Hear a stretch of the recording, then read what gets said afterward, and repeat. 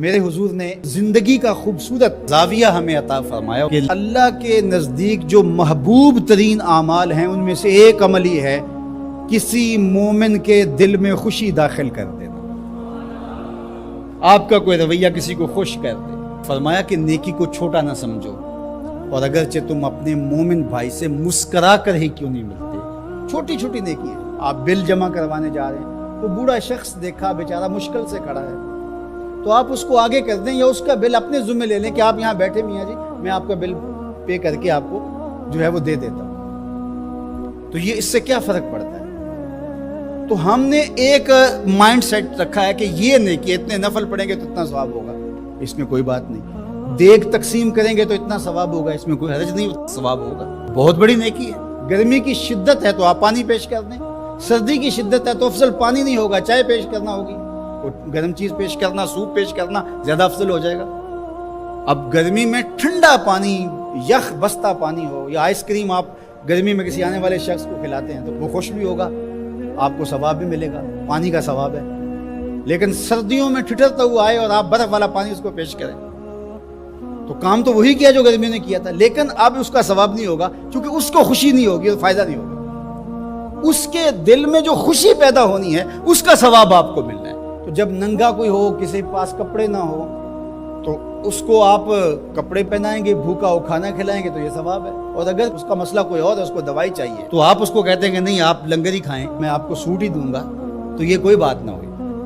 ضرورت ہے سردیوں میں یہ دینا ہے، گرمیوں میں دینا ہے، اس کی ضرورت کو پورا کرنا ہے۔ آج کل آپ گزر رہے ہیں ایک پلاٹ کے اندر، آپ نے دیکھا کہ اوجڑیاں پڑی ہوئی ہیں، انتڑیاں پڑی ہوئی ہیں، تعفن پھیل رہا ہے اور لوگ پریشان ہو رہے ہیں، ہمسائے بھی پریشان ہو رہے ہیں۔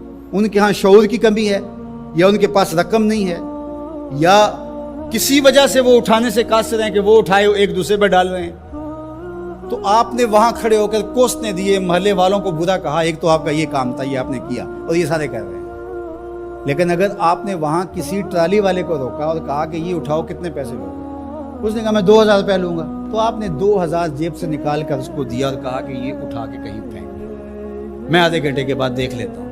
تو وہ اٹھا کے کہیں پھینک آیا، آپ نے چاولوں کی دیگ پکا کر بانٹی نہیں ہے، آپ سمجھیں شاید وہی نیکی ہے۔ وہ نیکی تھی اس وقت ضرورت کی، عیدین کا موقع تھا، یہ نیکی تھی۔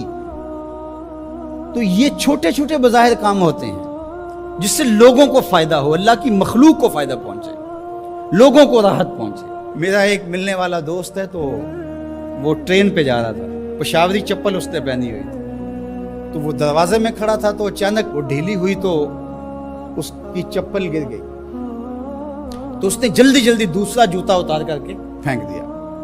اس نے کہا کہ یہ میرے کام تو نہیں آئے گا اور وہ جو اٹھائے گا اس کے کام بھی نہیں آئے گا۔ تو کم از کم یہ جذبہ تھا جس نے فوری فیصلہ کیا، یہ جذبہ تھا کسی کے کام آنا چاہیے، تو اس نے جلدی سے دوسرا جو ہے وہ پیش کر دیا۔ قیامت کے دن ایک شخص کا نامہ اعمال تلے گا تو ایک ہی نیکی کم ہوگی، اگر ایک نیکی مل جاتی ہے تو پلڑا نیکیوں والا بھاری ہوگا، فرمایا جائے گا جاؤ کوئی دوسری نیکی لے آؤ۔ اب جس سے مانگے گا وہ کہے گا میں کیوں دوں، میں تو خود پھنسا ہوا۔ یوم یفر المرء من اخیہ وامہ وابیہ، ماں بھی بھاگے گی، بیٹا بھائی اپنی پڑی ہوگی، سب کو بیچارہ پریشان گھوم رہا ہوگا۔ ایک شخص پوچھے گا کیوں پریشان ہو، تو کہے گا کہ نامہ اعمال میں مجھے صرف ایک نیکی چاہیے، اور کاش دنیا پر اتنا وقت تھا کر لیتا، لیکن وہاں تو کر نہیں سکا اور آج کوئی دے نہیں رہا۔